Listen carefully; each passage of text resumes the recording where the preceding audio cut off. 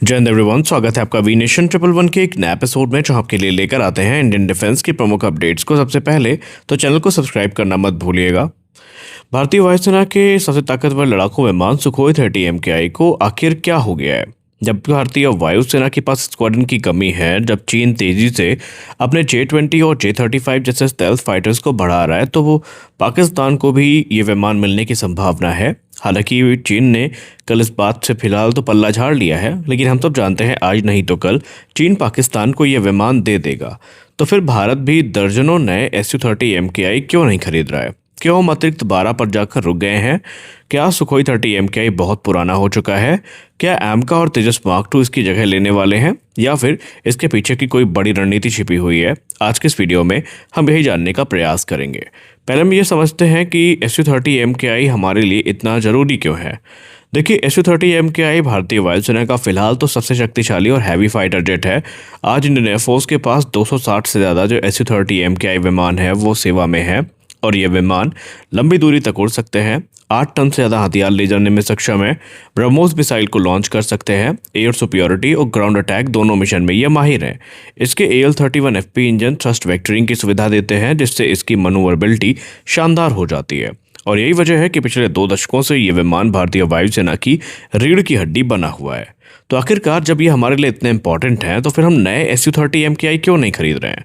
हाल ही में भारत ने केवल 12 नए Su-30 MKI खरीदने का फैसला किया, लेकिन ध्यान देने वाली बात यह है कि ये 12 विमान कोई बड़ा ऑर्डर नहीं है। इनका उद्देश्य केवल उन विमानों की भरपाई करना है जो पिछले वर्षों में दुर्घटनाओं में हमने खोए हैं। यानी भारतीय वायुसेना ने साफ संकेत दे दिया है कि फिलहाल बड़े पैमाने पर नए Su-30 MKI खरीदने की कोई योजना नहीं है।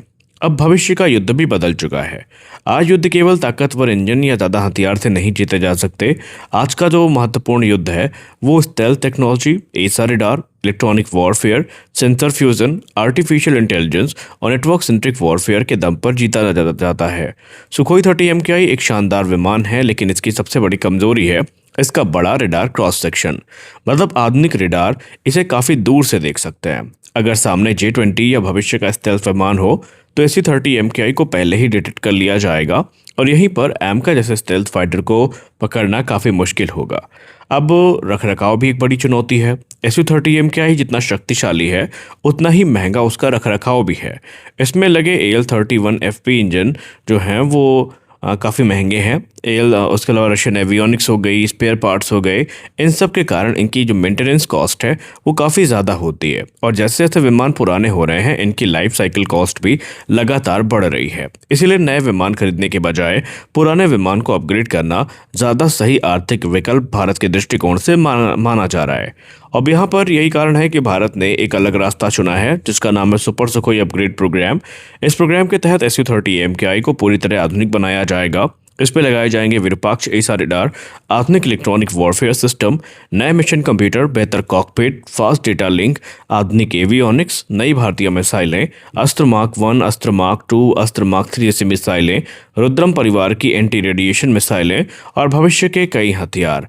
अब यहाँ पर इससे फ़ायदा ये होगा कि सुपर सुखोई बनने के बाद Su-30 MKI पहले से कहीं ज़्यादा खतरनाक बन जाएगा, टारगेट डिटेक्शन रेंज बढ़ जाएगी, इलेक्ट्रॉनिक वॉरफेयर क्षमता बेहतर होगी, नेटवर्क सेंट्रिक ऑपरेशन आसान होंगे, और यह विमान 2050 तक भारतीय वायुसेना में प्रभावी भूमिका निभा सकता है। तो अब पूरा फोकस जो है इस समय है वो भारतीय वायुसेना भविष्य की लड़ाई को ध्यान में देखकर कर रही है। यानी कि इंडियन एयरफोर्स केवल आज की लड़ाई का नहीं सोच रही है, बल्कि अगले 30 से 40 वर्षों की तैयारी कर रही है। और यही वजह है कि अब सबसे ज़्यादा निवेश किया जा रहा है तेजस मार्क 2 और एडवांस मीडियम कॉम्बैट एयरक्राफ्ट जैसे प्रोग्राम पर। यहाँ पर तेजस मार्क 2 एक मीडियम वेट फाइटर होगा, जबकि advance medium combat aircraft Bharat का पहला 5th जनरेशन स्टेल्थ फाइटर बनने जा रहा है। और इन दोनों प्रोजेक्ट से भारत की आत्मनिर्भरता बढ़ेगी, विदेशी तकनीक पर निर्भरता कम होगी, घरेलू एरोस्पेस इंडस्ट्री मजबूत होगी और भविष्य की वायु शक्ति तैयार होगी। तो क्या Su-30 MKI अब बहुत जल्दी रिटायर होने वाला है? इसका जवाब भी है बिल्कुल नहीं। जो लोग सोच रहे हैं कि Su-30 MKI अब खत्म होने वाला है वो गलत है। असलियत यह है कि यही विमान आने वाले कई दशकों तक अभी इंडियन एयरफोर्स की सर्विस में बना रहेगा, लेकिन इसमें विस्तार हमें देखने को नहीं मिलेगा, बल्कि इसका आधुनिकीकरण हमें देखने को मिलेगा। ये प्रश्न और ये वीडियो इसी उद्देश्य के लिए था, क्योंकि बहुत ज़्यादा चर्चा इस समय इंटरनेट मीडिया पर चल रही है कि अगर हम विमान की इस समय संख्या से जूझ रहे हैं और MRFA में जल्दी निर्णय नहीं आ पा पा रहा है तो क्यों ना SU-30 MKI की संख्या में ही विस्तार कर दिया जाए। देखिए, संख्या बढ़ाने के बजाय इस समय जो क्षमता है वो बढ़ाए जाने पर ध्यान दिया जा रहा है। अब अगर हम रणनीतिक सोच को समझने का प्रयास करें तो भारतीय वायुसेना की रणनीति अब बिल्कुल साफ दिखाई देती है। शॉर्ट टर्म में मौजूदा SU-30 MKI को सुपर सुखोई बनाया जाएगा और मीडियम टर्म में तेजस मार्क 2 स्क्वाड्रन तैयार होंगे और लॉन्ग टर्म में एडवांस मीडियम कॉम्बैट एयरक्राफ्ट भारतीय वायुसेना का सबसे आधुनिक स्टेल्थ फाइटर बनेगा। यानी भारत धीरे धीरे 4th जनरेशन से 5th जनरेशन की ओर बढ़ रहा है।